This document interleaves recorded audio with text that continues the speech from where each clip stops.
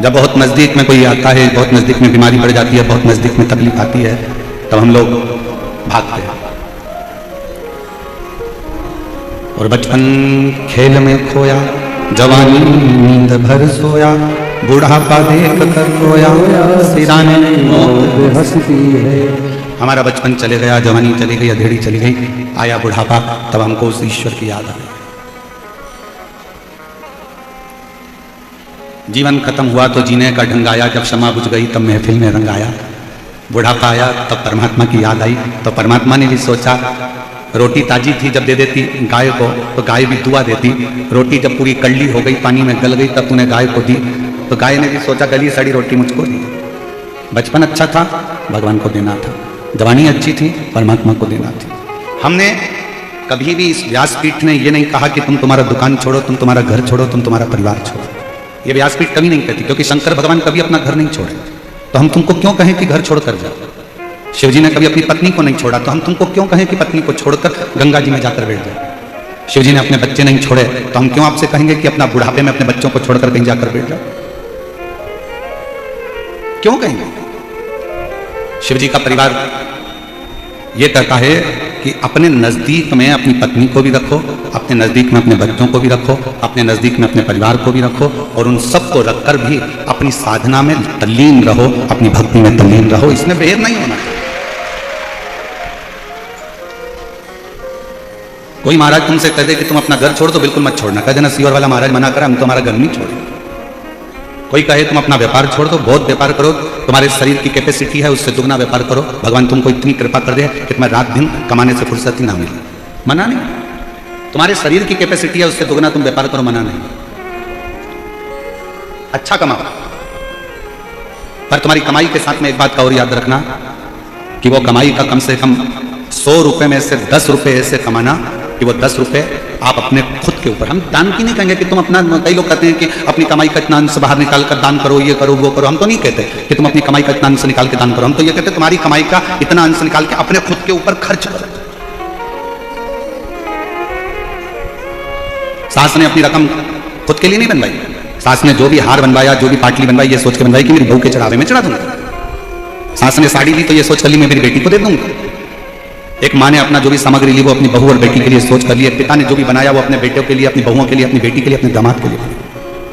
आपने अपने लिए क्या करा? खूब कमाओ। दुनिया के महाराज आपसे कहेंगे कि अपनी कमाई का इतना अंश दान करो, परंतु हम आपसे कहते हैं कि अपनी कमाई का कम से कम एक अंश निकालो और वो अपने खुद के ऊपर खर्च करो स्वयं। इसीलिए थोड़ा सीवर वाला महाराज लोगों को थोड़ा खटकता है। उसके खटकने का कारण ये हो क्योंकि वो सीख ऐसी देता है। अब लोग कहते हैं कि अपनी कमाई का एक अंश निकालकर दान करना, और हम कहते हैं कि अपनी कमाई का थोड़ा सा बाहर निकालकर अपने ऊपर खर्च करना, स्वयं के ऊपर। हम कमाई में इतने डूब जाते हैं, हम काम में इतने डूब जाते हैं कि अपना ध्यान नहीं रख पाते। नौकर 12 बजे 1 बजे जाएगा, बिल्कुल घड़ी देखेगा नौकर, बिल्कुल घड़ी, मतलब 1 बज गई सेठ जी में तो ये चल। झाड़ू वाली, बर्तन वाली बिल्कुल समय देखकर आती है और समय देखकर जाती है। और दुनिया के तुम ऐसे नौकर हो गए कि तुमको दुकान पर टिफिन रखा है और खाने की फुर्सत नहीं है, कमाने में लगे हुए हो। एक भिखारी भी तुम्हारे दरवाजे से भीख मांगता है ना, तो तुम्हारे सामने दरवाजे पर खड़े होकर ठेले वाले से केले खरीद कर तुम्हारे सामने केला छीलकर भिखारी भी खाता है, क्योंकि उसको भी मालूम है कि मुझे कमाना है तो मुझे शरीर पर ध्यान देना पड़ेगा।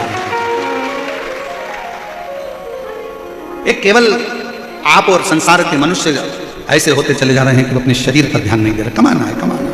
कई बुजुर्ग माताएं दिन भर लगी रहती, मेरी बेटी की शादी में मायरा बनना है, मेरी बेटी की शादी करना है, फिर मायरा बनना है, बहू आने वाली है, पोता आने वाला है, पोती आने वाली है, नाती आने वाला है, पंती आने वाला है, सबकी तैयारी कर ली। तूने अपने लिए क्या कर?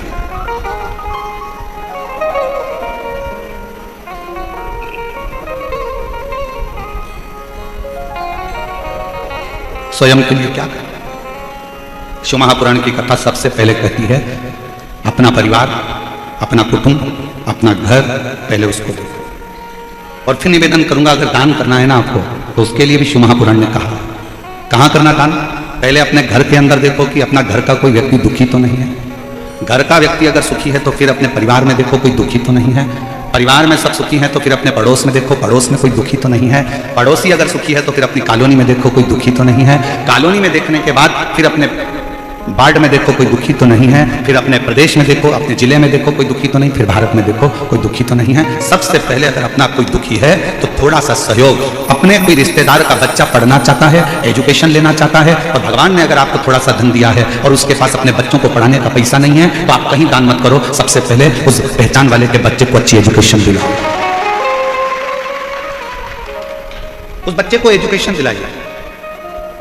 आप कहीं दान नहीं दे सकते, आपका कोई रिश्तेदार बहुत बीमार है, बहुत तकलीफ में है, उसके पास इंजेक्शन का, दवाई का, डॉक्टर को दिखाने का पैसा नहीं है, अपने को अगर भगवान ने दिया है तो थोड़ा सा उसकी औषधि में लगा, थोड़ा सा।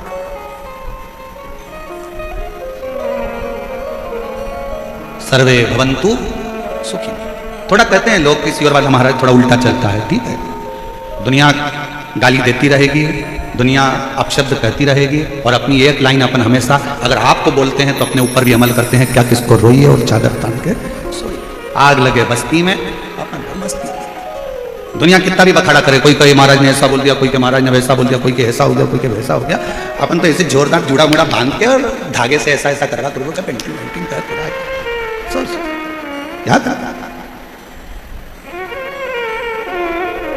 हम तो बाबा के भरोसे चलते हैं, हम तो बाबा के भरोसे चलते हैं, ये दुनिया वाले जलते हैं, ये दुनिया वाले जलते हैं, हम तो बाबा के भरोसे चलते हैं, हम तो बाबा के भरोसे चलते, उसके आश्रित होकर,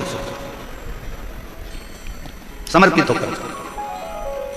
कुछ बनाया है ना तुमने, कुछ तैयार करा है तुमने, कुछ बनाया है तो अपनी प्रसन्नता के लिए, अपनी स्वयं।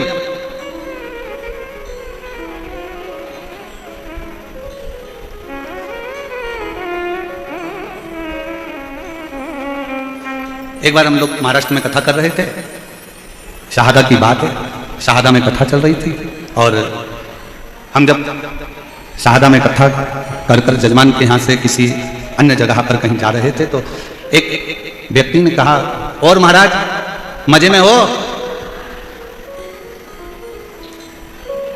उसने आवाज लगाकर कहा, और महाराज मजे में हो? हमने कहा हाँ हम आनंद में। हमने कहा हाँ हम आनंद में, ये शहादा की बात है। उसने आवाज लगा कर कहा, और महाराज मजे में हो? हमने कहा हाँ हम आनंद में। उसने कहा महाराज जी मजे में और आनंद में कोई अंतर होता है क्या? हमने कहा बहुत बड़ा अंतर होता है। जिसके पास पैसा होता है वो मजे में रहता है, और जिसके पास शिव रहता है वो आनंद में रहता है। मजे में रहने के लिए धन चाहिए और आनंद में रहने के लिए शिव चाहिए। शंकर होगा तो आप रूखी रोटी में भी आनंद कर लोगे, शिव करीब में होगा तो दुख में भी सुख नजर आएगा। और अगर मजे में हो तो डल्लभ के गद्दे पर सोकर भी नींद चली जाएगी। मजे में हो तो रात को सोने के लिए नींद की गोली खाना पड़ेगी। मजे में हो तो रोज दवाई लेकर सोना पड़ेगा। पर आनंद में होगे तो दवाई का चक्कर नहीं, दुआ का चक्कर रहेगा, वो शिव का चक्कर। उसने कहा महाराज मजे में हो? हमने कहा आनंद में। तो अंतर क्या है दोनों में? मजे में और आनंद में जमीन और आसमान का अंतर है। जिसके पास धन है वो मजे में, और जिसके पास शिव है वो आनंद। यहाँ आनंद ही तो है। जरा बाहर जाकर एक नजारा देखिएगा, रोडों के किनारे पर, रोड पर लोग खड़े हुए हैं, धूप में लोग जमीन पर बैठे हैं। जो धूप में डामर पिघल जाता है उस धूप में लोग बैठे हैं अपना दरी बिछाकर। अब इसको क्या कहोगे? मजे में कहोगे कि आनंद में कहोगे? आनंद में कहोगे, क्योंकि मजे चाहिए होते तो लोग ये धूप में बैठने नहीं आते। आनंद है उनके अंदर, इसलिए वो शिव की भक्ति में जहां मरण कर रहा वहां बैठे।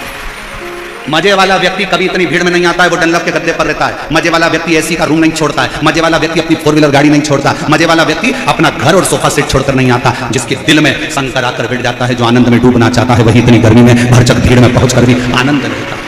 और तो भी इनके चेहरे पर सल नहीं मिलेगा।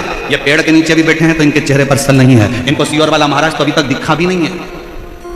इनको सीहोर वाला महाराज तो अभी तक दिखा भी नहीं है, ये अभी तक मिले भी नहीं है। और जहां बैठे हैं तो भी इनके चेहरे पर वही प्रसन्नता मिलेगी। जैसे एक प्यासे को कुएं का पानी मिल जाता है तो वो तृप्त हो जाता है, और एक प्यासे शंकर के भक्त को शिव पुराण मिल जाती है तो वो तृप्त हो जाता है। क्या मिलेगा? क्या शिव को पाना है, आडंबर से दूर हो जाना। शिव को पाना। ब्रह्मा जी ने शिव जी पर शंका कर गलती कर दी, और केवल ब्रह्मा जी की शंका नहीं थी, शंका बहुत सारों की होती है जो शिव पर करा करते हैं।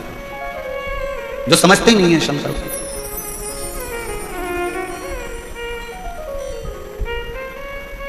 जो शिव को पहचान ही नहीं पाते। क्या रखा है एक लोटा जल में? क्या रखा है एक लोटा जल में?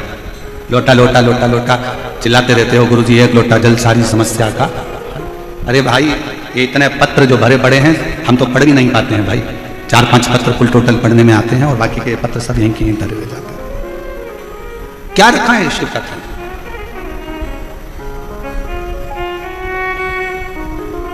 हमसे मत पूछो, राम जी से जाकर पूछो शिव नाम में है क्या। शिव जी पे एक लोटा जल चढ़ाने में क्या रखा है हमसे मत पूछो, पांडवों से जाकर पूछो। शिव जी को एक लोटा जल चढ़ाने में क्या रखा है भगवान कृष्ण से जाकर पूछो, जिनकी 16,108 रानियां थी। क्या है एक लोटा जल में? 16,108 रानियां होने पर भी भगवान कृष्ण के घर में संतान नहीं हुई।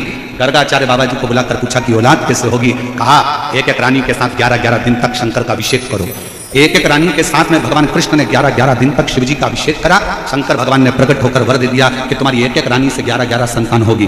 10 छोरा 1 छोरी 11-11 संतान 16,108 रानियों से हुई। 1,77,186 बच्चे भगवान कृष्ण के जन्म लिए शिव की कृपा से। हमसे मत पूछो कि शिव कथा में क्या रखा है, शंकर को एक लोटे जल में क्या रखा। राम जी से पूछो जो तैयारी कर कर गए थे लंका पर विजय प्राप्त करने के लिए, पर लंका के दरवाजे पर पहुंचने से पहले समुद्र के किनारे पर समझ गए इस लंका में जाना कठिन है, क्योंकि ये शंकर की लंका है, ये शिव की दी हुई लंका है। ये लंका अधिपति रावण जो शंकर की आराधना में डूबा रहता है, ये उस रावण की लंका है। इसके अंदर जाना सरल बात नहीं है। किसी के घर में और किसी के दिल में घुसना कठिन बात होता है। घर में भी घुसना कठिन है और दिल में भी घुसना कठिन है, और लंका तो शिव का है, इसमें जाना कठिन है। फिर आखिरी में भगवान राम जी ने रामेश्वर धाम की स्थापना करी, पूजन करी, अर्चना करी, आराधना करी, विनती करी, तब जाकर वहां से विनय प्राप्त कर वर प्राप्त कर लंका पर चढ़ाई करके लंका की ओर सेतु बांध कर। कोई पूछे शिव के एक लोटे जल में क्या है? कोई पूछे भगवान शंकर के नाम में क्या है? शंका मत करो शिव की भक्ति में, कभी शंका मत करो, कभी नहीं। क्यों महाराज जी हम शंकर जी पे, कई माताएं शंका करती है हम पूजन में ऐसा काम किया है, भूल गए, भगवान हमसे रुष्ट हो गए, भगवान हमसे नाराज हो गए, हमने पशुपति व्रत में गलती कर दी, भगवान हमसे नाराज हो गए, हमने ऐसा कर दिया, भगवान हमसे नाराज हो गए। शिव महापुराण की कथा कहती है, एक बात याद रखना, जिंदगी में अपने अंदर उतार कर रखना, मेरा शंकर तुम उल्टी पूजन करो, सुल्टी पूजन करो, तुम्हारा मन पड़े तो मंत्र जपो, नहीं पड़े कुछ मत जपो, तुम जो जपोगे जैसी पूजन करोगे मेरा शंकर वैसा स्वीकार कर लेता है। अभिमन्यु का चरित्र शिव महापुराण की कथा में आता है कि एक बालक अभिमन्यु जिसको कुछ नहीं मालूम था, एक दिन क्या करा उसने, कितना सरल भाषा है, छोटा सा बच्चा अभिमन्यु, मात्र 5 वर्ष का अभिमन्यु, और दौड़ते दौड़ते जाता है और जाकर एक छोटा सा पत्थर उठा कर लिया। अभिमन्यु एक पत्थर उठा लाया और अभिमन्यु पत्थर उठाकर लाया, उस पत्थर को उसने एक जगह पर रख लिया। क्या करता है अभिमन्यु, छोटा सा 5 साल का बच्चा दौड़ता दौड़ता जाता है, अंदर से पानी भरकर ला रहा था तो मैया ने चिल्ला दिया, कहां पानी लेकर जा रहा है? पानी का लोटा वहीं छोड़ दिया, अपना कपड़ा गीला करा, जिस वस्त्र को पहना था उसी को गीला कर लिया, गीला करके उसको लाके पत्थर पर निचोड़ रहा है अभिमन्यु, पत्थर पर निचोड़ रहा है।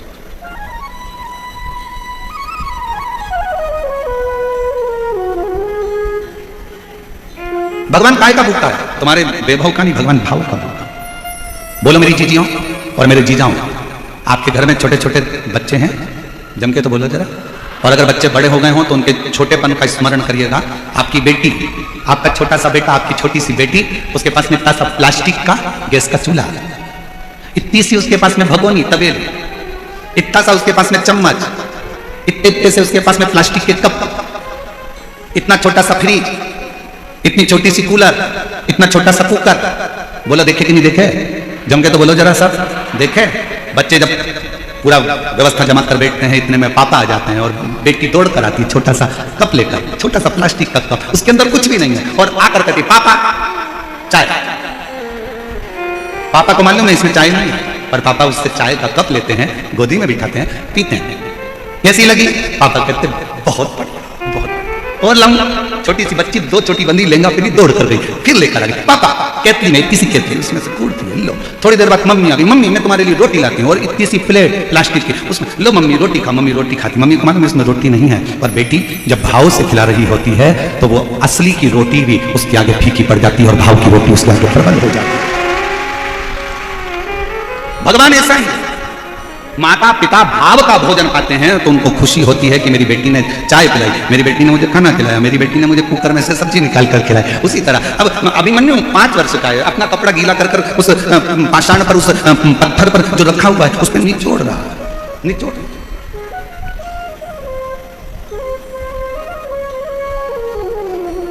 गया अभिमन्यु। चंदन नहीं है,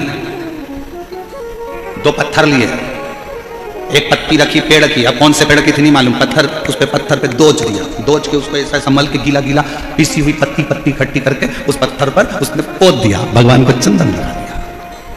नहीं है अभिमन्यु के पास भोजन, गया दौड़ के, मां ने सूखे कुछ आंवले के टुकड़े सुखाए थे, वही आंवले के टुकड़े की गुठली, आंवले के भी भाग ऊपर के नहीं, गुठली लाया और भगवान के सामने फल के रूप में रखा। अभिमन्यु कोई तुमसे कहे ना कि भगवान को प्रसन्न करने के लिए बहुत सारी सामग्री की जरूरत है, ओ मेरी जयपुर की चीजियों, मेरी बेटियों, मेरे बेटाओं, मेरी माताओं, मेरे भाई, मेरे जीजाओं, मेरे पिता तुल्य भाई, ध्यान रखना भगवान को तुम्हारे धन और दौलत की नहीं, भगवान को तुम्हारे निर्मल स्वभाव की और तुम्हारे भाव की जरूरत है। कौन कहता है भगवान खाते नहीं, कोई शबरी की तरह खिलाते। कौन कहता है भगवान आते नहीं, कोई द्रौपदी की तरह बुलाओगे तो आते। किसको नहीं दिया उसने ये बताओ। ए मेरी जीजियों, संसार का कोई मानव अगर तुम्हारे पास में आकर कह दे कि भगवान शंकर ने मुझको नहीं दिया या मुझको नहीं दिया या मुझको नहीं दिया, सब झूठ है। जो एक बार शिव महापुराण की कथा को दिल से सुनता है, एक बार कहीं मौका मिल जाए और पंडाल में बैठकर कथा का रसतत्व ग्रहण करता है, ये निश्चित है शंकर उसकी झोली 3 महीने में भरता जरूर है। क्यों नहीं देगा, क्यों नहीं?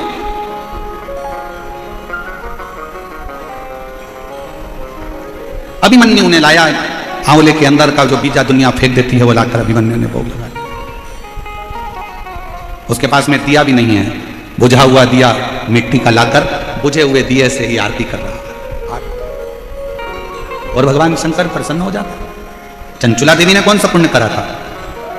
एक पापी की पत्नी थी चंचुला देवी, जिसका पति बिंदुक प्रेत योनि में पड़ा हुआ था। अच्छा कर्म नहीं करा था बिंदुक ने रत्ती भर भी, पर चंचुला देवी उसकी पत्नी थी, उसकी पत्नी थी।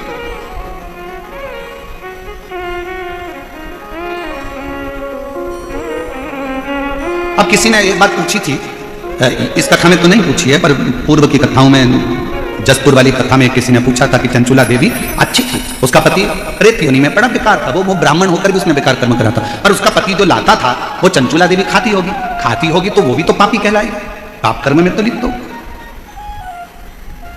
सावधान इंडिया, सावधानी से सुने जरा शिव महापुराण की कथा को, बड़े विशेषता में श्रवण करना।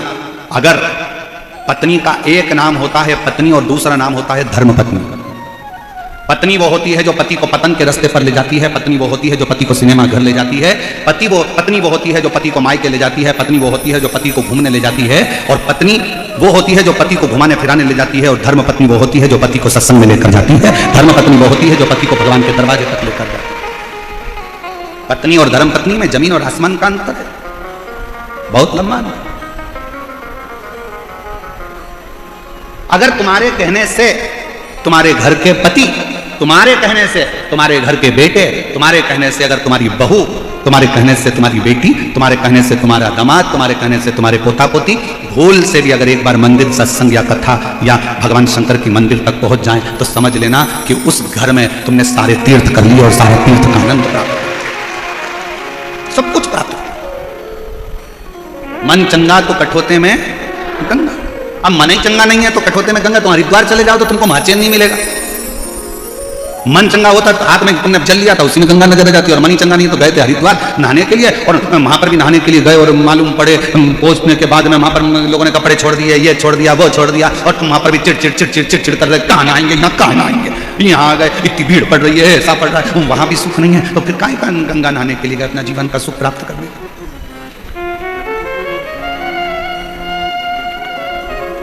लोग कहते हैं चंचुला पति कमाता था, पाप कर्म करता था, उसका अंश धर्मपत्नी खाती थी, तो इसको भी पापी की गिनती में रखा जाए। बोलो रे भाई, तुम्हारा क्या कहना है? जयपुर वाले जो निर्णय देंगे कथा मत में मोड़ देंगे। तुम निर्णय दो आज। पाप की कमाई कर कर लाया, चोरी कर कर लाया, गलत काम कर कर लाया, गलत चीजें कर कर लाया, गलत भाव से लाया, और पत्नी ने वो गलत चीजें पति की कमाई की खाई, तो पत्नी पापन कहलाएगी कि नहीं कहलाएगी? जहां जयपुर वाले निर्णय देंगे अपन कथा को मोड़ देंगे, आज तक के विचार नहीं है।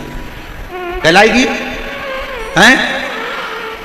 अब आधे बोल रहे हैं हाँ, आधे बोल रहे हैं ना। अब महाराज जी फंस गए बीच में। बताओ जल्दी से, कहलाएगी? नहीं कहलाएगी। पत्नी उस पाप की हकदार नहीं होगी। क्यों नहीं होगी? उसका एक कारण है, पत्नी कभी अपने पति से नहीं कहती कि तुम चोरी करो, पत्नी कभी अपने पति से नहीं कहती कि तुम बेईमानी कर कर लाओ, पत्नी कभी, पूरी दुनिया की कोई पत्नी अपने पति से नहीं कहती। हाँ, कोई पर नारी के चक्कर में अगर पति पड़ा है तो वो पर नारी जरूर कहेगी तुम डाका डाल के लाओ, चाहे चोरी करके लाओ, पर मुझे लाकर सोने के हार दो, मुझे लाकर मोबाइल दो, मुझे लाकर कुछ भी दो, तुम डाका डालो, चाहे कुछ भी करो, चाहे चोरी करो, पर मुझे लाकर दो। ये पर नारी कहेगी। और धर्म पत्नी अपने पति से कभी नहीं कहती कि तुम डाका डालो, गलत काम करो, गलत व्यसन करो, गलत विचार करो, गलत कार्य करो, और मुझे लाकर दो। इसलिए शास्त्र कहता है, कबीरा बाबा का एक लाइन जिंदगी में उतार कर रखना, और मुझे विश्वास है मेरे जयपुर वालों ने वो लाइन अपने अंदर उतार कर रखी, इसलिए बिल्कुल सही निर्णय दिया कि गुरु की करनी गुरु भरेगा, चेला की करनी चेला, और उड़ जाएगा हंस। जयपुर वालों ने बहुत स्मरण से उत्तर दिया, बिल्कुल सही उत्तर। क्यों? दुकान पर बैठकर झूठ तुमने बोला, छल तुमने करा, बेईमानी तुमने करी, कपट तुमने करा, जो कुछ करना था दुकान पर बैठकर तुमने करा, ऑफिस में तुमने करा, तुमने ऑफिस में बैठकर झूठ बोला, कपट करा, बेईमानी करी, छल करा, दुकान पर बैठकर, फैक्ट्री में बैठकर तुमने करा। पत्नी ने नहीं, बच्चों ने नहीं। तुम पत्नी को ब्याह कर लाए हो तो पत्नी का पेट भरने की जवाबदारी ना ससुर की होती है ना सास की होती है। पत्नी का पेट भरने की जवाबदारी ना ननद की होती है ना नंदोई की होती है। पत्नी का पेट भरने की जवाबदारी ना देवर की होती है ना देवरानी की होती है। पत्नी के पेट भरने की जवाबदारी ना जेठ की होती है ना जेठानी की होती है। पत्नी के पेट भरने की जवाबदारी केवल पति की होती है, पति की होती है। तुम किसी पर आश्रित होकर लेकर नहीं आए, तुम्हारी जवाबदारी तुम्हारे बल पर में आई, किसी दूसरे के बल पर नहीं। तो पेट भरने की जवाबदारी किसकी है? पति। बच्चे हुए हैं तो उनका भरण पोषण करने की जवाबदारी किसकी है? जम के बोलो, पति की। अच्छी शिक्षा देने की जवाबदारी पति की होती है, अच्छे कॉलेज में पढ़ाने की जवाबदारी पति की होती है, अच्छे स्कूल में पढ़ाने की जवाबदारी बच्चों को पति की होती है। फिर माँ की क्या जवाबदारी होती है? तो शिव पुराण कहती है माँ की जवाबदारी होती है अपने बच्चों को संस्कार देना, गलत कार्य से दूर हटाना और अच्छी राह देना। ये माँ की जवाबदारी है, ये माता की जवाबदारी। चंचुला को पाप नहीं लगे। पत्नी ने कभी नहीं कहा कि तुम चोरी कर लेकर आओ, गुरु की करनी गुरु भरेगा, चेला की करनी चेला। तुमने झूठ बोला, तुमने बेईमानी करी, तुमने प्रपंच करा, तो ऊपर भी कर्म का भोग तुम्हें ही भोगना। बल्कि धर्म पत्नी तो इतना अच्छा काम करती है, तेरी कमाई में से थोड़ा सा धन निकाल कर कहीं दान कर देती है, तो तेरी कमाई शुद्ध हो जाती है और खुद भी परम धाम जाती है और तुझे भी लेकर जाती है। वो धर्म पत्नी को गलत नहीं कर रही। और मत बुरे कर्म कर बंदे वरना पछताएगा, भगवान की आंखों से तू बच नहीं पाएगा, तू बच नहीं पाएगा। अरे ओ अज्ञानी मत कर नादानी, अरे ओ अज्ञानी मत कर नादानी। तेरे कर्म का फल भी तू ही पाएगा, जैसा किया तूने तेरे आगे आएगा। मत बुरे कर्म कर बंदे वरना पछताएगा, भगवान की आंखों से तू बच नहीं पाएगा, तू बच नहीं पाएगा। अरे ओ अज्ञानी मत करना नादानी। अपने कर्म अपने को भोगना। अपने तुम्हारे कमाई के हिस्सेदार बहुत सारे होंगे पर तुम्हारे कर्म के हिस्सेदार कोई नहीं। प्रॉपर्टी के हिस्सेदार बहुत सारे होंगे, तुम्हारे गोल्ड सोना चांदी के हिस्सेदार बहुत सारे होंगे, जमीन जायदाद के हिस्सेदार बहुत सारे होंगे, तुम्हारे कपड़ों के हिस्सेदार बहुत सारे होंगे, पर तुम्हारे कर्म का हिस्सेदार कोई नहीं होगा। आपको अपना कर्म करना। कौन होगी? चंचुला जैसी। पति इतना पाप कर्म कर दिया तो भी अपने पति को प्रेत की योनि से छुड़ाने के लिए, प्रेत की योनि से छुड़ाने के लिए चंचुला देवी शिव महापुराण की कथा तुम रूपा जी से सुन। कौन हो? पति कहता है मेरी पत्नी मुझसे प्यार नहीं करती, मेरी पत्नी मुझसे प्रेम नहीं करती। प्रेम नहीं करती तो चतुर्थी का व्रत नहीं करती, खाना खा के निपटा देती। चतुर्थी व्रत करा, करवा चौथ का व्रत करा।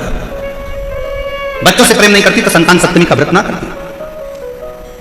एक नारी का पूरा जीवन खुद के लिए कुछ भी नहीं है। व्रत करे तो पति के लिए, बच्चों के लिए, सोमवार मंगल बुध गुरु शुक्र शनि जो करती है बच्चों के लिए, शरीर में बीमारी होने के बाद भी खड़ी होकर प्लेटफॉर्म पर भोजन बनाती रहती है, रसोई घर में बुखार है तो भी बच्चों का टिफिन बनाना पड़ेगा, सुबह बच्चे भूखे चले जाएंगे, पति ऑफिस क्या लेकर जाएगा, बेचारी अपने लिए क्या जीती है, क्या जीती, और उसके बाद भी उसकी जिंदगी में क्या प्राप्त होता है? केवल ताने, अपशब्द, अपशब्द। चंचुला देवी से तुमरुका जी ने कहा था, सुन चंचुला, तेरा पति प्रेत योनि में पड़ा है, उसको पड़े रहने दे, क्योंकि उसने बेकार कर्म करा है। उसको क्यों मुक्त कराना चाहती है? जो तेरा ध्यान नहीं दिया, पर स्त्री में लगा दिया, एक वेश्या का संग पकड़ लिया, रानी का हार चुरा कर ले आया और रानी का हार भी ले जाकर देने लगा, तो उस वेश्या को देने लगा। तेरे घर का जितना धन था वो वेश्या को ले जाकर दे दिया, वेश्या के बच्चों को पालता रहा और खुद के बच्चों को नहीं पाला। तू ऐसे पति के लिए शिवपुराण की कथा सुन रही है? ऐसे पति के लिए? चंचुला, तेरी बुद्धि मारी गई है, तेरा विवेक कहां चले गए चंचुला? चंचुला कहती है, फिर वो एक लाइन याद कर लो, वही ऐसी टेढ़ी चोटी वाली बाई की। कौन सा गाना था वो? भला है बुरा है जैसा भी मेरा पति मेरा दिलदार, वो टेढ़ी चोटी वाली बाई फिल्म में गाई यही गाना, फिर याद करो। दो कहा तुमरुका जी ने, तेरा पति तो प्रेत है, गलत योनि में पड़ा, और तू उसके लिए कथा करा, उसके लिए। चंचुला देवी का शब्द अगर आप सुनोगे ना शिव महापुराण की कथा का, मैं तो कहूंगा पूरे जयपुर वालों के भाग्य हैं जो आपको ईश्वर गोरा शिवपुराण की कथा मिली है, यह संवाद। और इस कथा को केवल यही नहीं, 272 देश इस कथा को सुन रहे हैं, 272 देश इस कथा को सुन रहे हैं, और प्रत्येक देश से इस कथा को सुनने की ललकता थी, जो कथा चंचुला देवी का चरित्र जनमानस को मालूम पड़ रहा ईश्वर गोरा कथा से। चंचुला, तेरे पति के लिए जो प्रेत योनि में पड़ गया, गलत काम कर गया, गलत कृत्य कर गया, तेरे बच्चों पर ध्यान नहीं दिया, वेश्या के बच्चों पर ध्यान दिया, तुझे कभी धन न दिया, वेश्या का घर कूड़ दिया, तेरे सौंदर्य के लिए कुछ ना लाया, वेश्या के सौंदर्य के लिए सब कुछ दिया, तेरा मकान तक नहीं बना पाया तो टूटे झोपड़े में रहती रही, किराए के मकान में रहती रही, और तेरी वो वेश्या का वेश्यालय बना दिया, और तू उसके लिए शिवपुराण की कथा सुन रही, उसके लिए। चंचुला कहती है, जिसके साथ मेरे 7 फेरे डले हैं, मैं उसके एक जन्म अगर उसका बिगड़ गया तो उसके 6 जन्म बिगड़ने नहीं दूंगी। तब तो मैं नारी हूं, तब तो मैं स्त्री। 7 जन्म के लिए 7 फेरे डले हैं विवाह के। मान लो उसने एक जन्म अपना बेकार कर लिया, वेश्या के चक्कर में लग गया, पाप में लग गया, और उसके 6 जन्म तो नहीं बिगड़ने दूंगी, 6 जन्म तो नहीं बिगड़ने दूंगी। हे गुरु जी, मेरा पति बहुत दारू पीता, मैं तो इससे तलाक ले लूंगी, मुझे नहीं रहना इसके साथ। क्यों नहीं रहना? क्यों नहीं रहना? रहो, तुम्हारे अंदर के तेज पुंज को प्रकट करो और भगवान शंकर की ऐसी भक्ति धारण करो कि धीरे धीरे तुम्हारा पति वो दारू के नशे से दूर हो जाए।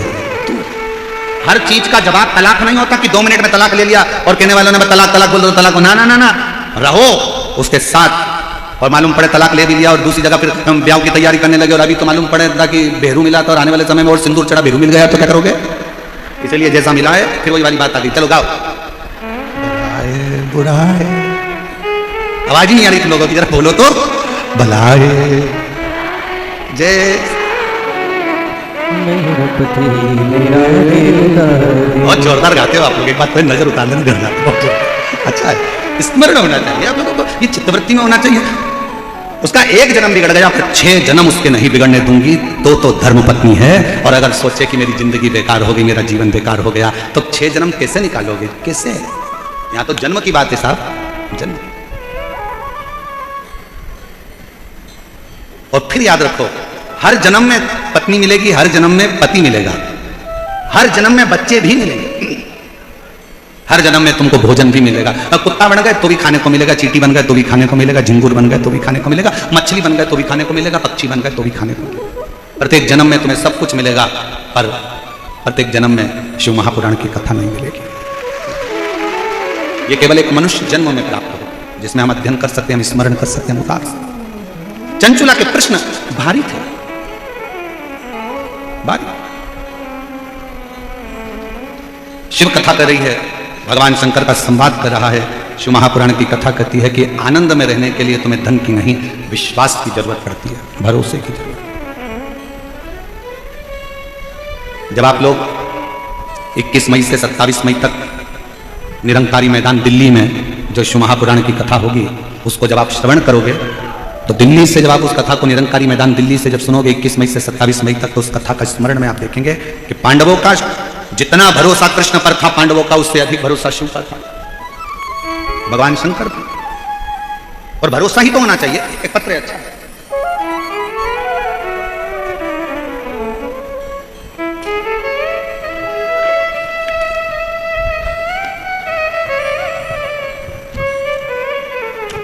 इसमें भी ईश्वर गोरा जी लगा के भेजें, पत्र में भी है। आनंद कंवर, पता है सोडाला, रामनगर वेद विला डी कॉलोनी जयपुर। मेरा मोबाइल नंबर ये है।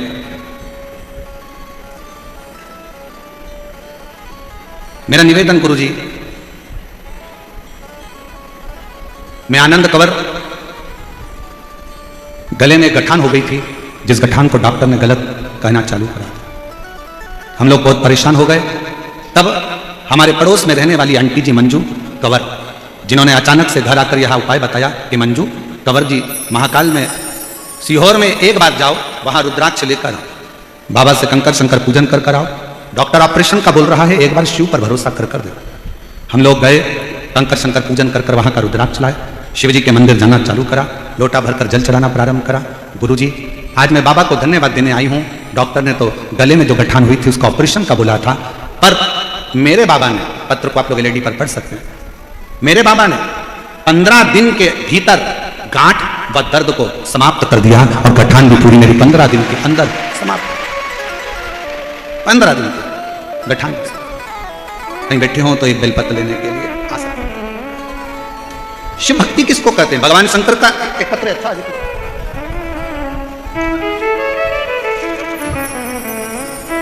मेरा नाम राजेश धाकड़ है, मेरे पति का नाम रूप सिंह है, मेरे बेटे का नाम सचिन कुमार धाकड़। मैं जयपुर आगरा रोड की निवासी हूँ। मेरा मोबाइल नंबर ये है, कहीं बैठी हो तो आ सकते हैं। मैं सबसे पहले जजमान परिवार श्री अग्रवाल जी को धन्यवाद देती हूँ, सुधीर जी को, जिन्होंने जजमान पद ग्रहण किया, और पूरी समिति को धन्यवाद देती हूँ जिन्होंने हमको ये 7 दिन की शिव पुराण की कथा श्रवण करने का सौभाग्य दिया। जयपुर के अंदर कुबेर भंडारी की कृपा से यह कथा का लाभ मिल रहा है। गुरुदेव, मेरा बेटा सचिन 6 साल से नीट की तैयारी कर रहा था, पर 6 साल से नीट की तैयारी करता पर उसका सिलेक्शन नहीं हो पा रहा, जिसकी वजह से मेरा बेटा पूर्ण तरह से हार चुका, धीरे धीरे डिप्रेशन की ओर जाना चाहता। मैंने अपने बेटे से, एक मां से अपने बच्चे का दर्द नहीं देखा जाता, मैंने अपने बच्चे से कहा कि क्यों चिंता करता है, एक बार शिव महापुराण की कथा सुनना प्रारंभ कर। बच्चे को जब डिप्रेशन की ओर देखा तो बच्चे को कथा में लगाया, उसका मन लगा, डिप्रेशन से बाहर निकला। उसने कहा, मम्मी मैं पशुपतिनाथ का व्रत कर लूं? मैंने कहा बिल्कुल कर। पर वो सीहोर वाला महाराज कहता है कि जो पशुपति व्रत करता है प्रसाद भी उसी को बनाना पड़ता है, तुझे तैयार करना पड़ेगा। मैं करूंगा। बच्चे ने पशुपति व्रत करे, प्रसाद बनाकर जाना। मेरे बेटे ने आपकी एक बात को स्वीकार कर लिया कि अपनी पढ़ाई को 4 गुना कर दो, अपनी विद्या अध्ययन को 4 गुना करो, जो शिक्षा ग्रहण कर रहे हो कोचिंग 4 गुना करो, मेहनत 4 गुना करो, रात दिन एक करो और फिर एग्जाम देने के लिए जाओ। 2024 में मेरा बाबा ऐसी कृपा कर दिया गुरुदेव कि मेरे शंकर की कृपा से बेटे ने पूरी पढ़ाई कर बेलपत्री पर शहद लगाकर चढ़ाई, और बाबा की कृपा से मेरे बेटे का नीट की परीक्षा क्लियर हो गई। मैं बाबा को धन्यवाद देने के लिए आई हूँ। अब मेरा बेटा MBBS कर रहा है छत्तीसगढ़ से, मैं मेरे बाबा को यहाँ प्रणाम करने के लिए आई हूँ। एक पत्र और अच्छा है, देखिए। सुनील कुमार शर्मा, निवासी जयपुर। मैंने 2020 से शिव महापुराण की कथा प्रारंभ करी है सुनना, आराधना। गुरुजी, मेरा बेटा सॉफ्टवेयर इंजीनियर है। मैं चाहती थी कि मेरे बेटे की सरकारी नौकरी लगे, पर मेरा बेटा नौकरी की तैयारी कर कर हार गया, नौकरी नहीं लगी। आखिरी में उसने विचार करा कि मम्मी मैं प्राइवेट कोई जॉब ढूंढ लेता हूं। तब मैंने मेरे बच्चों से कहा कि तुम चिंता मत कर, तू एक बार पशुपतिनाथ का व्रत कर। वो सीहोर वाला महाराज कहता है कि मेहनत कर शहद लगाकर बेलपत्र अर्पित कर, परीक्षा दे, बाबा कुछ ना कुछ फल जरूर देगा। 5 पंडाल के अंदर कथा बैठकर सुन। मेरे बेटे ने पढ़ाई भी करी, 5 पंडाल के अंदर जाकर कथा सुनी, और बाबा की कृपा से आज मेरा बेटा सरकारी जॉब में लग गया। मैं बाबा को यहां पर धन्यवाद देने के लिए आई, मैं बाबा को यहां प्रणाम करने के लिए आई। गुरुदेव, हाई कोर्ट में सिस्टम असिस्टेंट के पद पर मेरे बेटे की नियुक्ति हुई है। मैं बाबा को यहां प्रणाम करने के लिए, मेरा शिव है, शंकर, और तेरी कृपा बिना नहीं एक भी लेते हैं श्वास तेरी कृपा से तनु बखान क्या करूं मैं आंखों के ढेर का, टपटी बहुत में खजाना कुबेर का। हे गंगाधार मुक्ति द्वार ओमकार तू, भोले ओमकार तू, आयो शरण तिहारी शंभु कार तू। बखान क्या करूं मैं आंखों के ढेर का, चपटी बहुत में खजाना कुबेर का। हे गंगाधार मुक्ति द्वार ओमकार तू, भोले ओमकार तू, आयो शरण तिहारी शंभु कार। गले में गांठ थी, डॉक्टर ऑपरेशन का कह दिया था, गलत बातें बोल रहा था कि ये कुछ गलत है, पर बाबा की कृपा से पूरी गठान भी गल गई और दर्द भी बंद हो गया। डॉक्टर ने ऑपरेशन करने से मना कर दिया और शिव की कृपा से स्वस्थ। उसकी उदारता होना चाहिए, उसकी उदार। आप अगर भरोसा पक्का रख सकते हो, एक बात बताएं, ध्यान रखिएगा, पैसा रखने के लिए बहुत सारे बैंक हैं, सोना रखने के लिए बहुत सारे लॉकर हैं, पर शिव को अपने अंदर रखने के लिए बहुत सारे दिल नहीं है। अच्छे दिल की चाह मेरे बाबा को भी होती है, अच्छे मन की चाह शिव को होती है। आप श्रेष्ठ मन से, श्रेष्ठ चित्त से, श्रेष्ठ वृत्ति से जब शिव को पुकारते हो, शंकर सुनता है। कल बहन जी कह रही थी, गुरुजी आप कहते हो कि पंडाल बैठ कथा सुनो, कथा सुनो, कथा सुनो, पंडाल में तो जगह रहती नहीं है। हमने कहा बाहर भी तो बैठ जाते हो, बाहर ना सुनो तो टीवी पर सुनो, आस्था चैनल पर आती है उसमें सुनो, मोबाइल पर आती है उस पर सुनो, दिल तो लगा। कई लोग ऐसे बैठे हैं जिनको केदारनाथ जाना है, बोलो सही है कि गलत है? बहुत सारे ऐसे बैठे, मेरे को अमरनाथ जाना है, मेरे को केदारनाथ जाना है, मेरे को अमरनाथ जाना है, मेरे को केदारनाथ जाना है। अरे बड़े हॉस्पिटल में जाने से पहले प्राथमिक उपचार केंद्र तो जाओ। बड़े हॉस्पिटल में जांच बाद में करवाना, पहले अपने गांव का जो हॉस्पिटल है, अपने शहर का जो हॉस्पिटल है, अपना जो परिचित डॉक्टर है, पहले उसके पास तो जाओ। अर्थात बड़े ज्योतिर्लिंग में जाने से पहले अपने घर के पास में जो शंकर का मंदिर हो वहां जाना तो चालू करो। धीरे धीरे केदारनाथ और अमरनाथ भी बुलाएगा।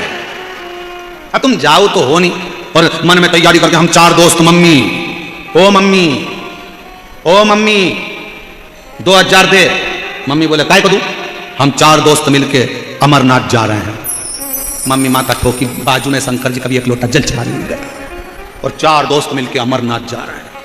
क्या करेगा मैं अमरनाथ जाके? दर्शन करूंगा। मम्मी ने बोला अरे सारे तीर्थ धाम आपके चरणों में, अरे हे भोलेनाथ आपके चरणों में। बाद में अपने घर के 3 घर छोड़ के तो शंकर जी का मंदिर है, वहां जाकर एक लोटा जल चढ़ाना चालू कर, मेरा भोले बाबा तो यहीं पर दर्शन दे देगा। भाव तो आहू में असर होगा, घर बैठे बुला तुम रूठे रहो भोले, हम तुम्हें मना तुम कहते हो भोले हमें गोरा प्यारी है, तुम कहते हो भोले हमें गोरा प्यारी है। एक बार तो आ जाओ, एक बार तो आ जाओ, गोरा तुम बुला लेंगे, एक बार तो आ जाओ,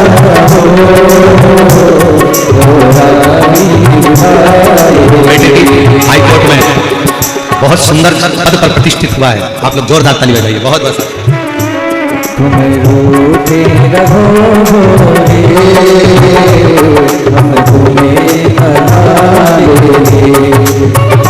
तुम रूठे रहो भोले, हम तुम्हें मनाएंगे।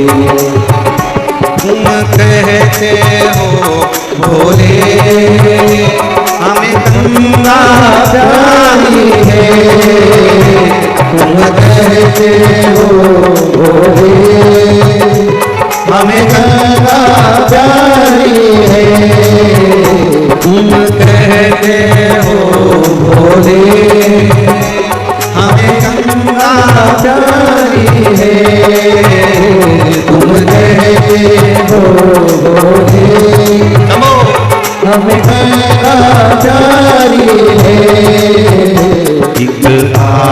तो आ जाओ, गंगा भी बुला लेंगे,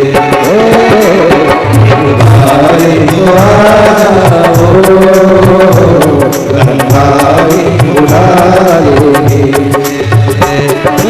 भूखे रहोगे हम तुम्हें मना लेंगे।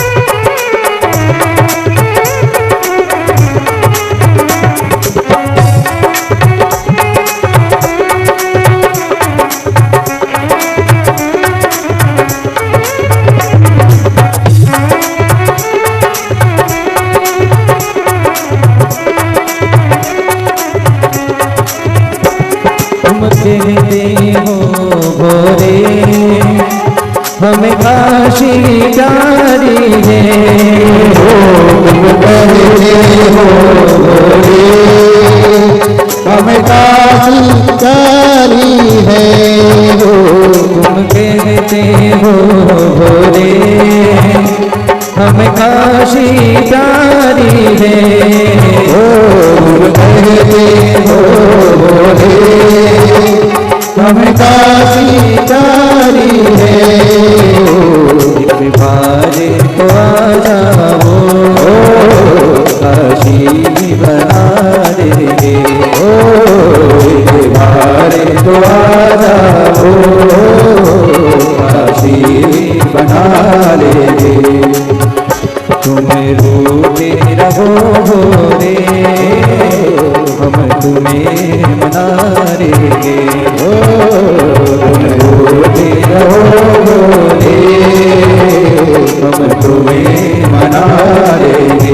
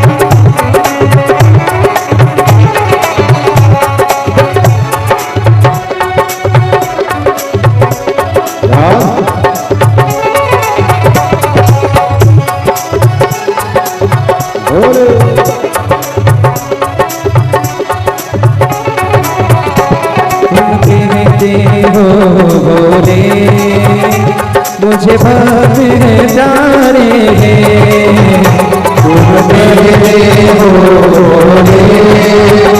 मुझे भाते जा रे, तुम कहते हो रे, मुझे भाते जा रे, तुम कहते हो रे, मुझे भाते जा रे,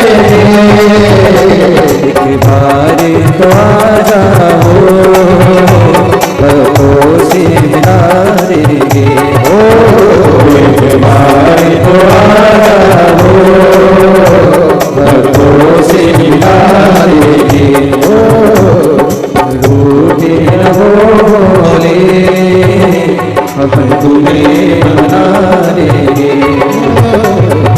रूठे रहो बोले, हम तुम्हें मना रे, आँखों में असर होगा, घर बैठे बुला ले, आँखों में असर होगा, घर बैठे बुला ले, आँखों में असर होगा, घर बैठे बुला ले। अपने स्थान पर बैठकर बाबा से मन की बात करिए, हृदय से प्रार्थना करिए, विनय करिए, निवेदन करिए। जहाँ जगह मिले वहाँ बैठकर बाबा को अपने मन का भाव अवश्य दिल से प्रार्थना करें, विनय करें, निवेदन करें। जो बाहर बैठे हैं वो बाहर बैठकर, जो टीवी के सामने कथा सुन रहे हैं वो टीवी के सामने, जो मोबाइल पर कथा श्रवण कर रहे हैं वो मोबाइल पर बाबा को विनय करें। साथ में बोलिएगा, आपकी आवाज़ व्यासपीठ तक, व्यासपीठ और आपकी दोनों की आवाज़ भगवान देवादिदेव महादेव तक पहुँचे।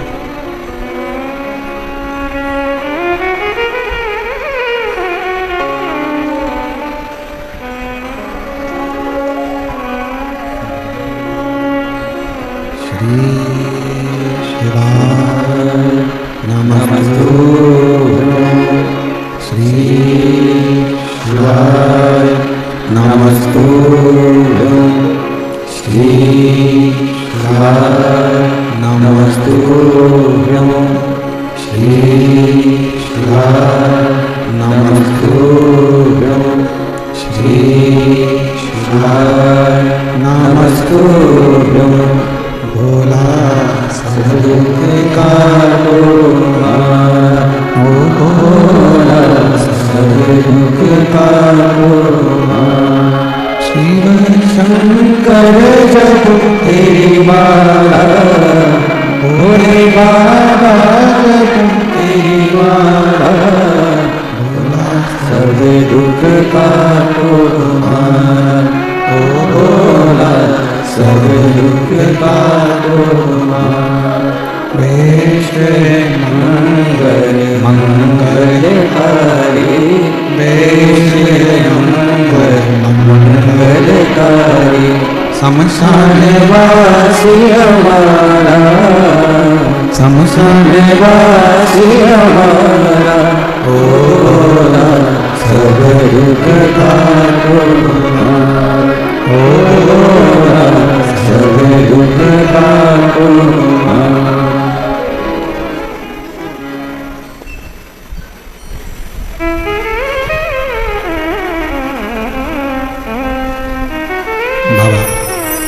देवादिदेव महादेव भगवान शिव उगड़दानी तकालदर्शी कैलाश अविनाशी भगवान शिव की पवित्र कथा कर रहे हैं। भगवान शंकर का चरित्र कर रहा है, शिव महापुराण की कथा वर्णन कर रही है। शंका ब्रह्मा जी को भी थी, शंका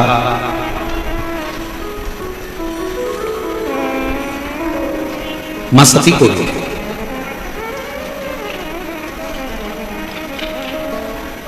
माता सती को एक शंका बड़ी भारी समाहित हुई थी, जिस समय पर अंबज बाबा के यहां से कथा सुनकर जब आ रहे थे और भगवान शंकर जी ने राम जी को प्रणाम किया, शिव जी ने राम जी को नमन किया था, तब सती मैया के मन में शंका आ गई। और शंका क्या थी कि जिसको मेरे पति प्रणाम कर रहे हैं ये कौन है? कहा यही मेरे इष्ट देव हैं, मेरे राम। शंकर भगवान के इष्ट देव राम जी हैं और राम जी के इष्ट देव भगवान शिव। कितना सुंदर वर्णन है शिव महापुराण के अंतर्गत कि आप जिसको जो दोगे वो तुम्हें मिलेगा। आप अगर किसी को आदर दे रहे हो, सम्मान दे रहे हो, सत्कार दे रहे हो, तो वो आदर सम्मान सत्कार आपको मिलेगा। एक ग्वाले की कथा आती है कि एक ग्वाला दूध से मक्खन बनाता था और माखन का गोला बनाकर हलवाई के यहां पर देकर आता था। हलवाई माखन के गोले के बराबर में जो सामान उसको चाहिए रहता था वो उसको दे देता था। अब वो जो ग्वाला था वो अपने घर शक्कर लेकर जाता, जितना माखन मिलता उसको तोल के शक्कर दे देता। एक दिन हलवाई ने कहा कि यह माखन का गोला कितने ग्राम का है? तो कहा 500 ग्राम का। ये हो ही नहीं सकता, इसको तो मैंने अभी हाल तोला, ये 500 ग्राम का है ही नहीं, इसमें 100 ग्राम कम है, ये तो 400 ग्राम का है। नहीं सेठ जी 500 ग्राम का है। तूने तोला था? हाँ। काय ने तोला था? मैं आपसे 500 ग्राम शक्कर लेकर जाता हूं ना, उसी शक्कर को पलड़े में रखकर गोले को तोल लिया था। आपने जो शक्कर दी थी 500 ग्राम, उसी को तोलकर मैं 500 ग्राम का गोला लाता था। सेठ जी के ध्यान में आ गया कि मैं इसको रोज 400 ग्राम शक्कर देता था, इसलिए गोला भी मुझे 400 ग्राम का मिलता था। जैसा मैं दूंगा वैसा मुझे मिलेगा। आप अच्छा कर्म कर कर अच्छा देने का प्रयास करो। आप किसी को सम्मान दे रहे हो, सम्मान मिलेगा। आप किसी को आदर दे रहे हो, आदर मिलेगा। आप किसी को कुछ अच्छा प्रदान कर रहे हो, अच्छा ही। सती मैया के हृदय में, माता सती की चित्तवृत्ति में संशय आ गया। संशय, क्या ये मेरे प्रभु के इष्ट देव है? ये मेरे पति के इष्ट देव? शंकर भगवान राम जी का सम्मान करते हैं, राम जी शंकर भगवान का सम्मान करते हैं। अभी हमने कथा में, इसके पहले जो कथा थी रतनगढ़ की, हमने उसमें एक बात कही थी, आप लोगों ने सुनी थी कि नहीं सुनी थी? कि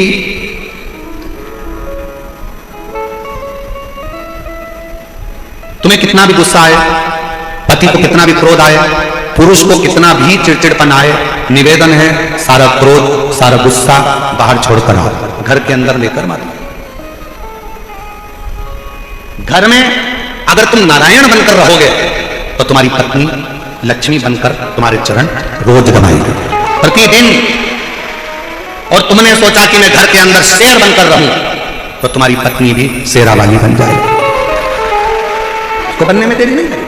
आप नारायण बनकर रहोगे तो वो लक्ष्मी बनेगी, आप शंकर बनकर रहोगे तो वो पार्वती बनेगी, आप ईश्वर जी बनकर रहोगे तो वो गोरा जी बनेगी, आप गणा बनकर रहोगे तो वो गोर बनेगी, आप अगर शेर बनकर रहोगे तो वो शेरा। इसमें कोई अंतर नहीं है। ये आपके ऊपर निर्भर करता है कि आप घर में कैसे आ रहे हैं। शंकर भगवान अपने घर में जब भी रहते हैं तो सिर पर गंगा का जल हमेशा भरा रहता है कि घर के अंदर जब भी रहना अपने भेजे को ठंडा कर कर रहना।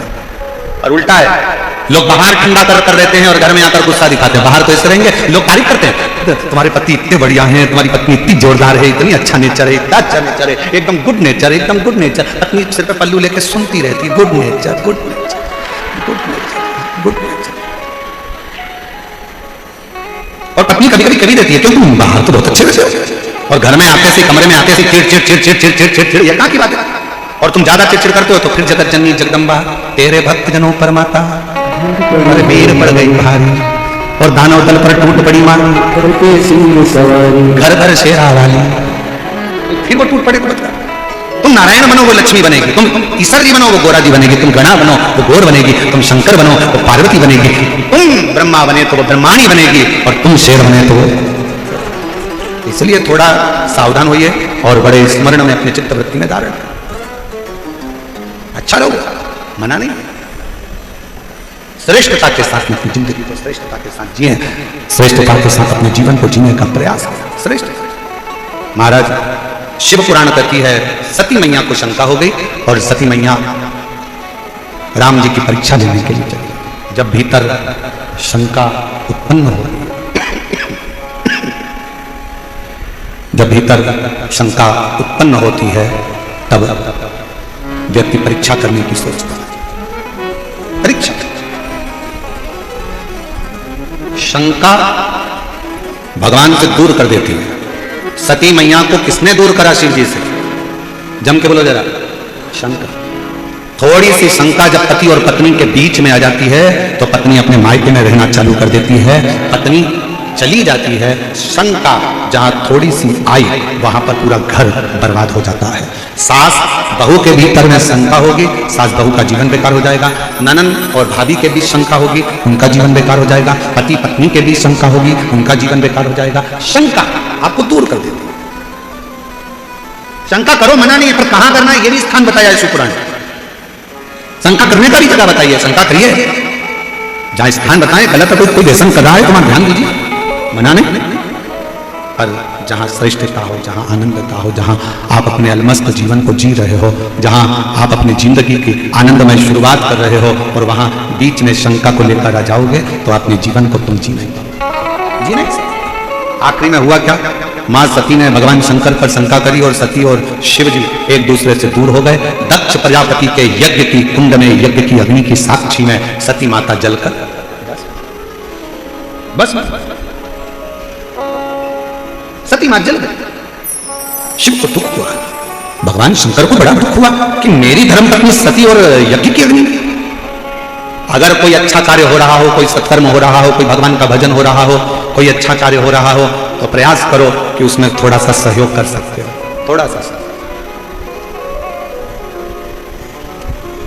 अभी कल की बात हम आपको बताते हैं, बताना तो नहीं चाहिए फिर भी बता देते हैं। तेरा तुझको, और कल की बात हम बताएं आपको।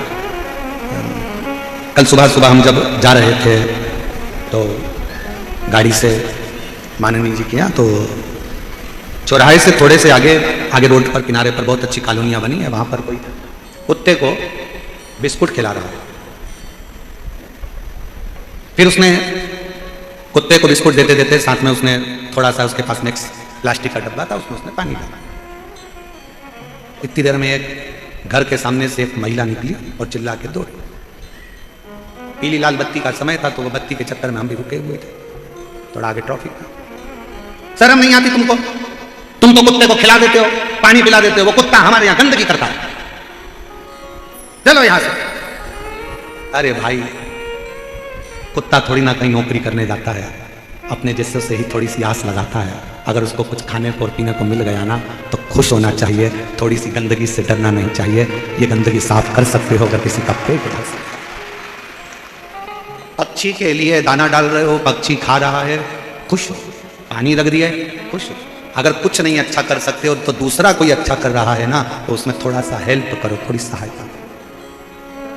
कितना सुंदर कहा है, उल्टा जो हाथ है ना ये किसी काम का नहीं होता है। एक दिन इसने हड़ताल कर ली उल्टे हाथ में, भगवान से जाकर कहा मैं किसी काम का ही नहीं हूं, काम का तो ये सीधा हाथ है।